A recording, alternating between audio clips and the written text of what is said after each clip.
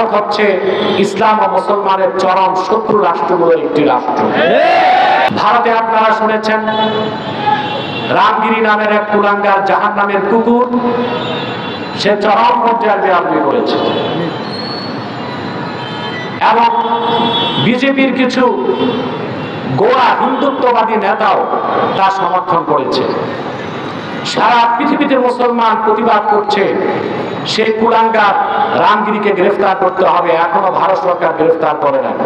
কারণ আমরা আজকের এই প্রোগ্রাম থেকে স্পষ্ট করছি, অনতিবিলম্বে সেই কুলাঙ্গার রামগিরিকে সর্বোচ্চ শাস্তি ফাঁসি দিতে হবে এবং যারা পরবর্তীতে আরেক কুলাঙ্গার বেয়াদবি করেছে তাকে গ্রেফতার করে ফাঁসির আওতায় আনতে হবে।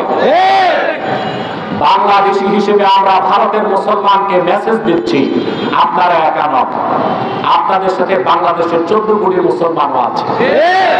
রাজপথে নামুন, আপনারা রাজপথে নামুন। ভারতের হিন্দুত্ববাদী যদি স্টিম রোলার চালায়, বাংলাদেশ থেকে কোটি কোটি মুসলমান কাতারের বেড়াকে পদদলিত করে দিল্লি অভিমুখে মার্চ নিয়ে যেতে বাধ্য হবে। ভারতের দালালি করতেছে, সে তো দেশ ছেড়ে পালিয়েছে জনগণের রোষা হবে। আল্লাহর গজবে সে ধ্বংস হয়েছে। পালানোর জন্য 45 মিনিট সময় পেয়েছিল। ভারত যত বেশি ইসলাম ও মুসলমানের বিরোধিতা করেছিল, বিগত সরকার প্রতিবাদ করে নেই বলেই তো এদেশের মুসলমানদের ক্ষোভ ও ঘৃণা ছিল তাদের প্রতি। সে কথাটি মনে রেখে গত শুক্রবার থেকে সারা দেশে আন্দোলন হচ্ছে। আপনারা কেন ভারতীয় রাষ্ট্রদূতকে তলব করে শোকজ করেন না? উত্তর গেট থেকে স্পষ্ট বলছি, স্বরাষ্ট্র উপদেষ্টা আপনি ভারতীয় রাষ্ট্রদূতকে তলব করুন।